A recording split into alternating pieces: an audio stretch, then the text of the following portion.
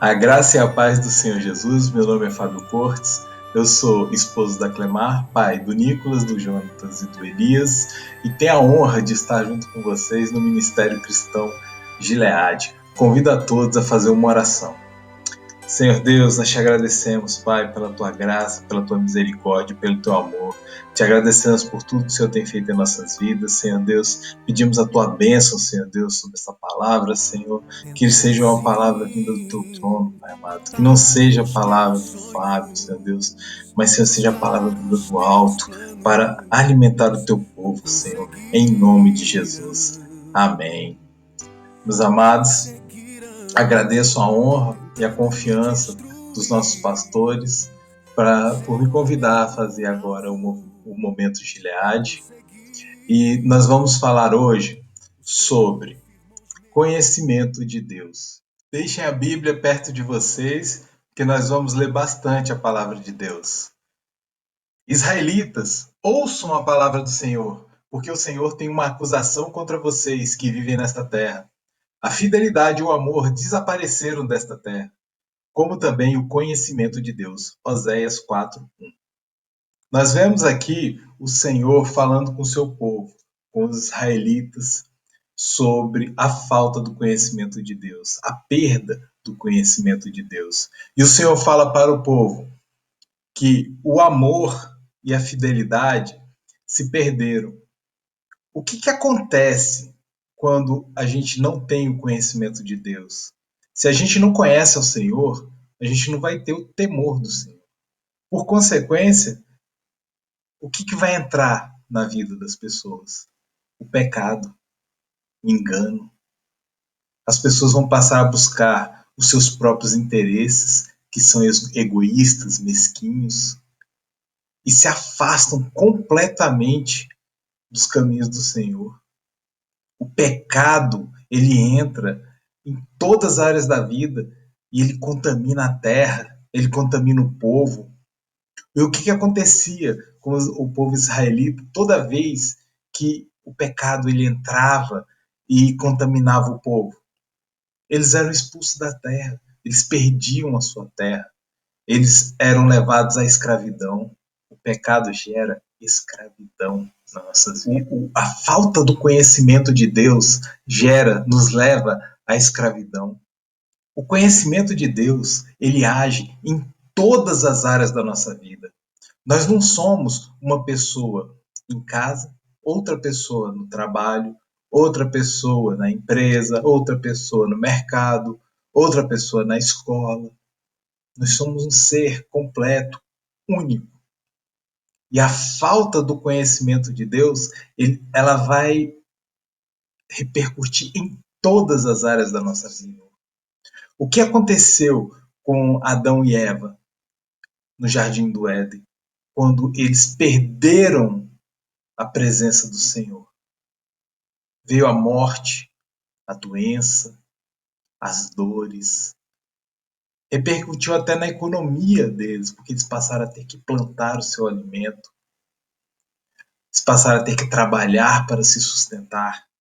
A falta do conhecimento de Deus leva ao pecado. E o pecado, ele atinge todas as áreas da nossa vida. Ele destrói, ele corrói, ele gera um rombo nas nossas vidas que prejudica a nossa família, prejudica o nosso trabalho, prejudica os nossos estudos, faz um estrago tremendo. Meu povo foi destruído por falta de conhecimento. Uma vez que vocês rejeitaram o conhecimento, eu também os rejeito como meus sacerdotes, uma vez que vocês ignoraram a lei do seu Deus, eu também ignorarei os seus filhos. Olha que grave. O Senhor ele está aqui agora. Primeiro ele falou com o povo. Agora ele está falando com os líderes. Ele está falando com os sacerdotes. Está falando porque vocês rejeitaram o meu conhecimento. Eu rejeito vocês. E eu não só vou rejeitar vocês, como também os seus filhos. A falta de conhecimento do Senhor, ela repercute por gerações e gerações. Aqui Deus está falando com os seus sacerdotes. Mas nós também somos sacerdotes. Nós somos sacerdotes nos nossos lares. Nós somos sacerdotes para os nossos filhos, para as nossas esposas. Nós temos autoridade no nosso lar. Nós somos os responsáveis por levar o conhecimento de Deus para dentro das nossas casas, para as nossas vidas, para que a terra não seja contaminada pelo pecado. Na palavra nós vemos a importância que tem uma liderança. Quando a liderança se afasta do propósito de Deus, quando a liderança se afasta do conhecimento de Deus, quando a liderança se afasta do Senhor, o povo segue a liderança. Então, quando a liderança peca, o pecado vem para o povo também. O povo passa a seguir o seu líder. Ai daqueles que levam o povo do Senhor ao engano. Tenho medo, tenho temor. Nós precisamos entender e aprender do Senhor como proteger as nossas vidas e como proteger as nossas famílias do engano do inimigo. O inimigo, ele quer tragar os nossos filhos. O inimigo, ele quer destruir os relacionamentos, ele quer destruir os casamentos. Ele quer que a falta de conhecimento gere egoísmo, para que a gente passe a buscar os nossos próprios interesses, buscar a nossa felicidade, correr atrás da felicidade, ao invés de correr atrás do Senhor, que todas as outras coisas vão acompanhar. Deus quer transformar as nossas vidas por meio do conhecimento que temos dele. Então, como obter conhecimento de Deus sem as armadilhas do engano? Olha o que está escrito em Romanos 10:17. Consequentemente, a fé vem por ouvir a mensagem, e a mensagem é ouvida mediante a palavra de Cristo. Romanos 10:17. A pergunta que nos vem a seguir, imediatamente após ler esse texto, é: que palavra é essa? De que palavra a Bíblia está falando? Como assim? No grego, existiam dois termos que podiam ser traduzidos como palavra em português: logos, que é a palavra escrita, e rema, que é a palavra falamos. Logos é a palavra escrita, e nós vamos tratar aqui como sendo as escrituras sagradas. Será que o conhecimento das escrituras por si só garante o conhecimento de Deus? O que vocês acham?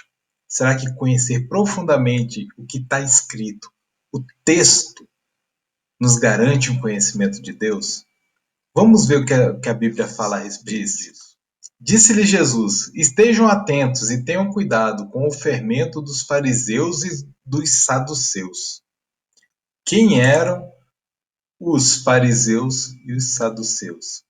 Eram pessoas que estudavam a palavra de Deus, elas viviam para estudar a palavra de Deus. Para se tornar um fariseu, você tinha que saber, jovem ainda, por volta ali dos 10 anos de idade, os 5 livros do Pentateuco: Gênesis, Êxodo, Levítico, Números e Deuteronômio, de cor. Você tinha que recitar de cor os 5 livros do Pentateuco, para você ter o direito de começar a estudar para ser um fariseu. Então, conhecimento da palavra, eles têm. Conhecimento da palavra, eles sabem a palavra, sabem de cor as escrituras. Eles estudam. E por que Jesus chamou a atenção dos seus discípulos e mandou eles terem cuidado com o fermento dos fariseus? Fariseu, em sua origem, significava separado, alguém com uma vida moral elevada. Era uma pessoa, o fariseu era uma pessoa tida como uma pessoa espiritual, uma pessoa que tinha ali comunhão com Deus, conhecimento de Deus, conhecimento das escrituras. O fariseu, quando o fariseu ele jejuava, o fariseu orava horas e horas e horas, o fariseu dava esmolas, o fariseu fazia ofertas. O fariseu ele tinha uma rotina de serviço ao Senhor. E por que o que Jesus falou para não comer do fermento dos fariseus? O que os fariseus faziam de errado? Os fariseus, eles tinham conhecimento da palavra escrita, mas eles não viviam aquilo que eles pregavam. O fariseu, ele colocava o ego dele acima de tudo. Ele colocava ali, ele gostava de aparecer. E não necessariamente ele tinha esse conhecimento de Deus, mas ele tinha que parecer ter. O fariseu, ele ia para as praças e orava horas e horas e horas, orava nas sinagogas em voz alta, gritando horas e horas e horas. Para Deus, não, para aparecer, para se mostrar para os outros. Olha como eu sou espiritual, olha quantas horas eu oro aqui. A preocupação dele não era dirigir uma oração a Deus, a preocupação dele era mostrar para os outros que ele orava muito. Tá vendo a diferença? Quando o fariseu ele entregava uma oferta, ele entregava uma esmola, ele chamava atenção para isso. Ele queria que os outros vissem o quanto ele era bom. O ego, de novo, em primeiro lugar. Quando jejuava, ele fazia questão que todos soubessem que ele estava jejuando. Olha só, eu jejuo tantas vezes por semana, tantas vezes por mês.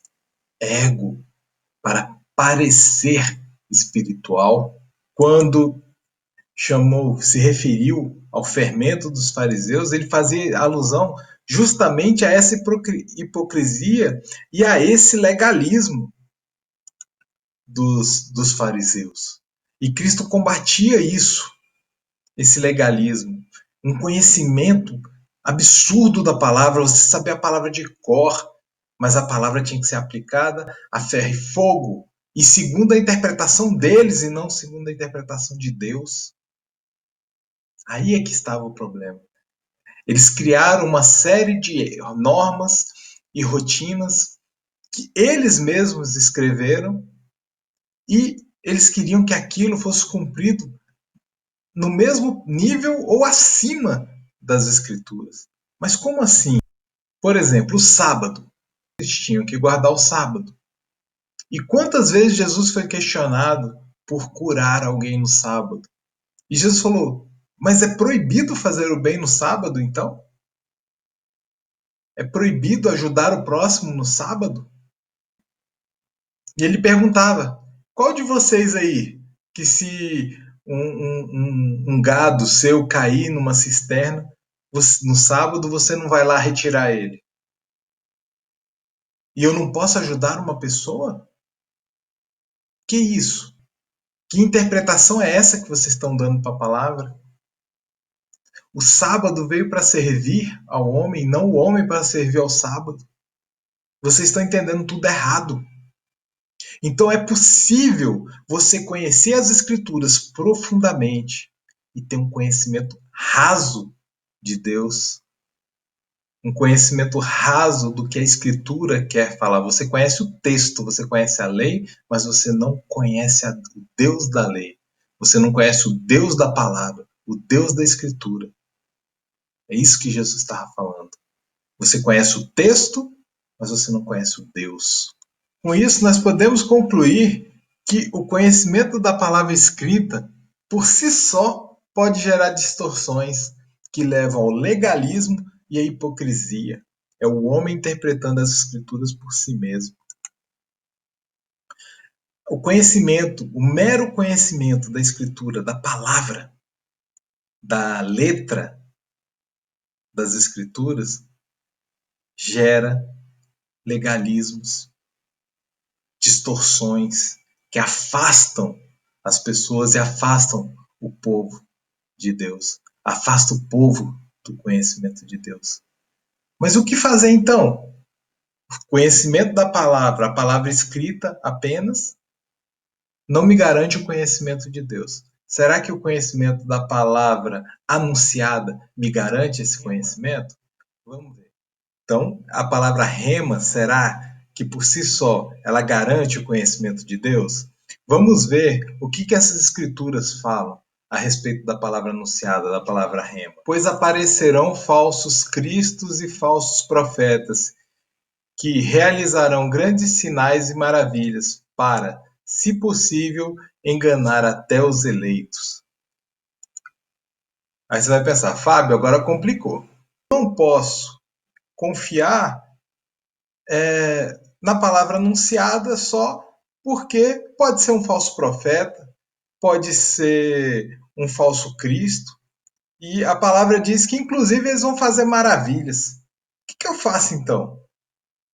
Como que eu vou resolver essa questão? Como que eu vou poder ter um conhecimento completo de Deus e ter a paz de que esse conhecimento vem realmente do Senhor? Mas ainda que nós aí são os apóstolos, eles que estão falando. Ainda que nós, ou um anjo do céu, pregue um evangelho diferente daquele que lhes pregamos, seja amaldiçoado, como já dissemos, e agora repito. Se alguém lhes anuncia um evangelho diferente daquele que já receberam, seja amaldiçoado. Já está alertando aqui que virão falsos profetas, falsos apóstolos, e que eles anunciarão ensinamentos e palavras que enganarão muitas pessoas. E ele também já alerta, falou: olha, quando essas pessoas, esses profetas, quando essas pessoas aparecerem, vocês vão considerar malditas essas palavras, se essas palavras forem contrárias ao que nós já ensinamos. Ainda que te apareça um anjo de luz, ainda que te apareça um anjo do céu descendo, se ele te anunciar algo que seja contrário ao que foi ensinado, que seja amaldiçoado. E agora, eu não posso confiar em mim mesmo, interpretando a palavra escrita, a escritura, e eu não posso confiar em outro me anunciando uma palavra vinda do céu. E agora? O que eu faço? Como que eu resolvo essa questão? Como que eu fecho esse círculo de conhecimento de Deus? Como que eu posso ter certeza de que eu estou fazendo a vontade do Senhor? A palavra rema, anunciada, que é a palavra anunciada, ela de forma isolada, ela também pode conduzir ao engano e às heresias. A palavra escrita por si só pode levar ao legalismo, e a palavra anunciada, ela pode ser um engano, ela pode ser um meio de dissimulação para enganar o povo, e ela também pode conduzir o povo à heresia. Nós estamos aqui entre o legalismo e a heresia. E como que a gente resolve essa equação? Como que a gente resolve essa questão? Como que a gente tem certeza de que a gente está no centro da vontade de Deus? O que fazer? Em João 14, 26. Mas o conselheiro, o Espírito Santo, que o Pai enviará em meu nome, lhes ensinará todas as coisas e lhes fará lembrar de tudo que eu lhes disse.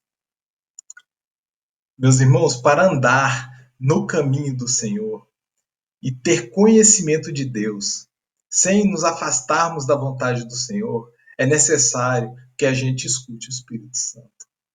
É necessário que a gente conheça a voz do Espírito Santo, que a gente ouça o ensinamento do Espírito Santo. Mas como? Como assim? Eu não estou entendendo ainda.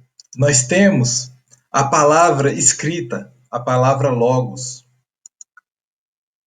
mais a palavra rema.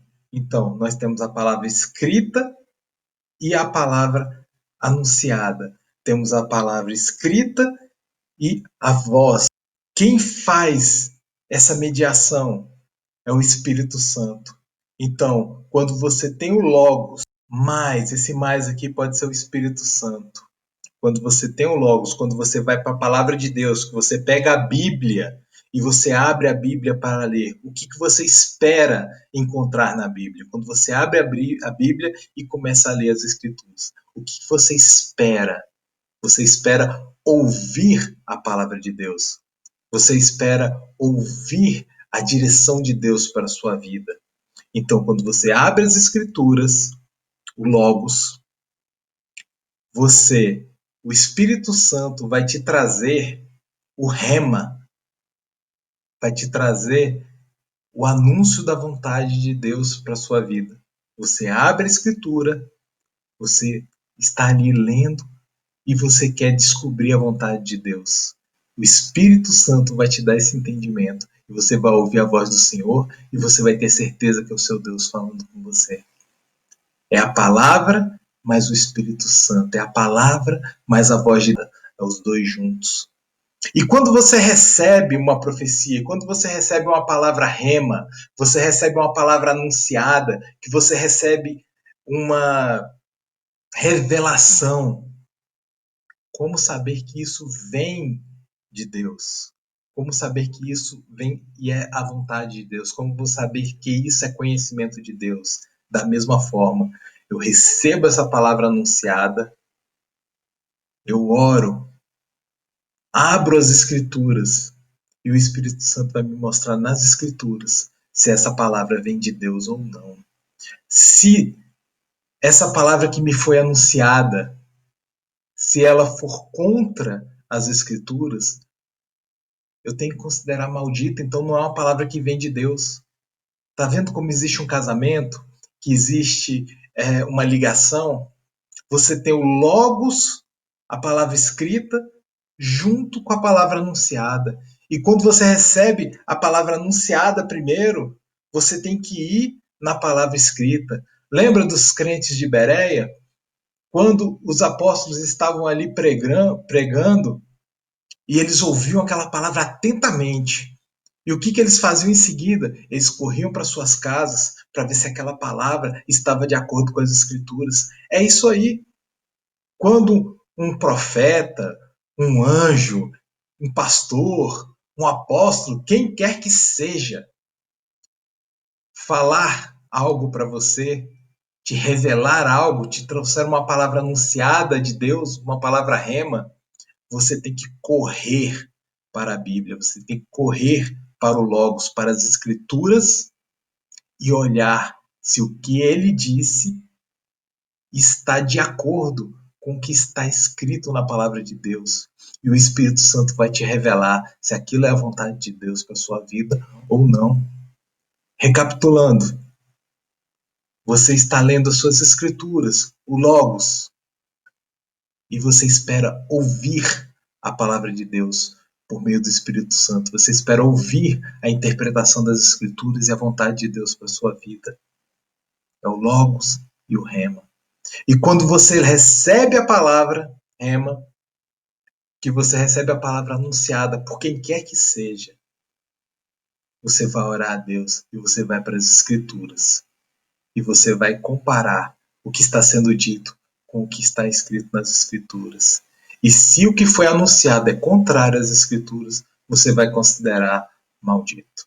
Meus amados, oro para que essas palavras encontrem lugar em nossos corações e que o Espírito Santo revele os enganos que o inimigo tenta implementar no meio do povo de Deus por meio das heresias e do legalismo. Tem muita gente seguindo palavra rema, anunciada por profetas, por espíritos, sem se preocupar em confrontá-la com o Logos, com a Bíblia. E tem muita gente lendo e interpretando a Bíblia sem o auxílio do Espírito Santo. As duas coisas estão erradas à luz da Bíblia, porque é o Espírito Santo que nos dá a interpretação das Escrituras. E é Ele que nos ajuda a confrontar o que nos é anunciado com a palavra de Deus. O Espírito Santo é a justa medida na interpretação das Escrituras e do que nos é anunciado. Eu quero agradecer os irmãos que estiveram conosco aqui neste momento de Gileade. Que a graça de Deus, que as bênçãos do Senhor estejam sobre a vida de vocês e que o Senhor abençoe ricamente cada um de vocês. Convido a todos a fazer uma oração. Senhor Deus, muito obrigado, Pai, por este momento de Gileade, porque podemos ouvir, Senhor Deus, a Tua voz, a Tua palavra, Senhor Deus. Pai, que essa palavra, Senhor Deus, encontre lugar em nossos corações e nos encha, Senhor Deus, de fé, esperança, Senhor Deus, que possamos aplicá-la realmente em nossas vidas, Senhor Deus, em nome de Jesus. Amém. Muito obrigado, meus amados, por terem ficado até agora com a gente. Fica na paz de Cristo. Me toma em teus braços, a tua voz eu posso ouvir.